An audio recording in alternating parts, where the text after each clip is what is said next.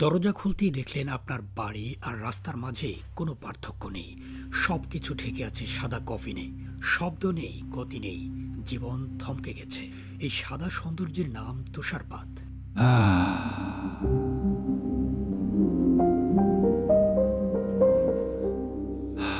আজ আপনাদেরকে শোনাবো পৃথিবীর এমন এক জায়গার গল্প, যেখানে প্রতি বছর 20 থেকে 30 মিটার উঁচু পর্যন্ত তুষার পড়ে।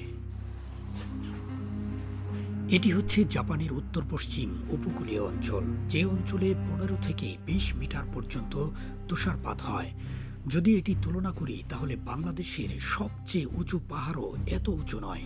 এখানে এমন বরফ নামে যে গাড়িগুলো উধাও হয়ে যায়, বাড়ির দরজা খুঁজে পাওয়া যায় না, স্কুল, হাসপাতাল, দোকান সব কিছু ঢেকে যায় বরফে। তুষারের দেশের মানুষের জীবন কিন্তু আমাদের মতো নয়। তাদের বাড়ির ছাদগুলো হয় ঢালু, যাতে বরফ জমে না থাকে। দেয়াল মোটা, জানালাগুলো ছোট ছোট, আর দরজা 2 তলা উঁচু পর্যন্ত হয়ে থাকে, কারণ নিচ তলার দরজা খুললেই সামনে শুধু বরফের দেয়াল। স্নোফলে ঢেকে যায় পুরো অঞ্চল।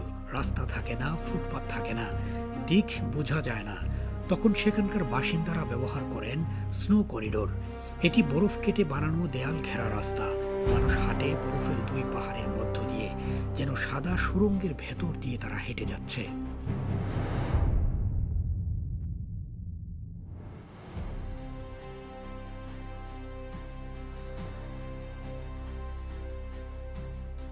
তুষার দেখতে সুন্দর, কিন্তু খুবই নিষ্ঠুর। প্রতি বছর এই অঞ্চলে মারা যায় শত শত মানুষ।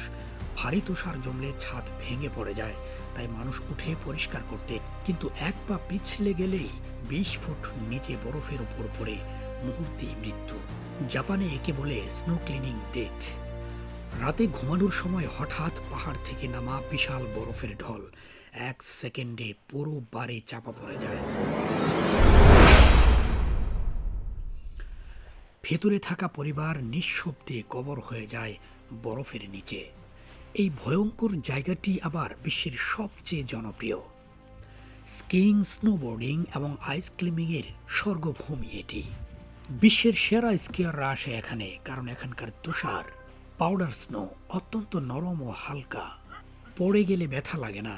তাই কেউ এখানে জীবন ঝুঁকিতে রয়েছে, আর কেউ একই জায়গায় জীবন উপভোগ করছে। তুষার কারো কাছে কবর, অভিশাপ, নীরব ঘাতক।